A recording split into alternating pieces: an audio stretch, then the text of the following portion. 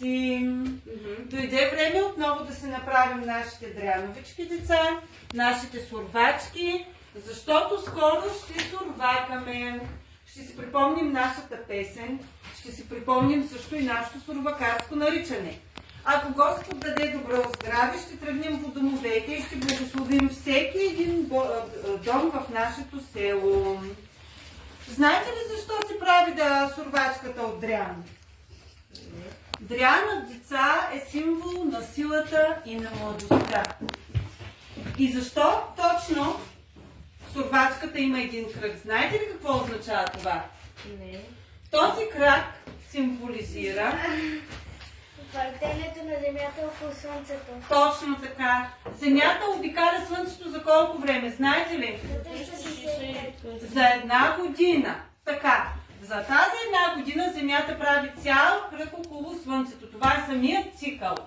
И когато ние нареждаме да сте здрави, да сте живи, благословени, мирни, това означава за цялата година да бъдат благословени всички хора. Какво ти трябва, Ефи? Игла. Ела, тук ще дам. Какво ще нишиш? Пуканки ли ще нишиш? Да. Така. Ето.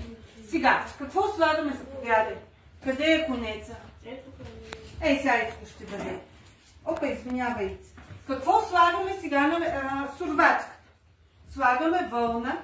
Ето е фила си ми моля, конеца. Слагаме вълна. Бяла вълна.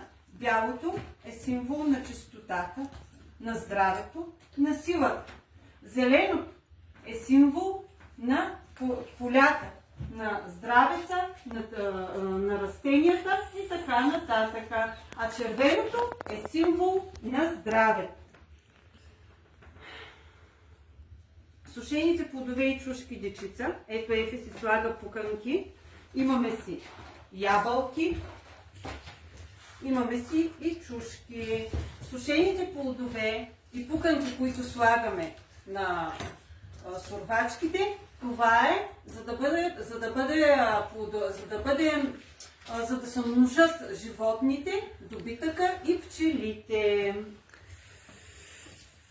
Този обичай, сурвакането, ни е даден от много отдавна от нашите предци. Ние го следваме и продължаваме. От нас зависи, мили деца, да го запазим обичая сурвакане.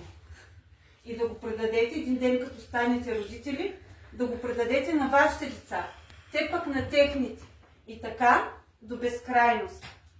Сега аз искам да пожелая на всички хора весело посрещане на новата година, да запомнят от старата година само хубавите и щастливи моменти. От всичко лошо, което им се е случило, дано да са взели своите поуки и да продължат напред.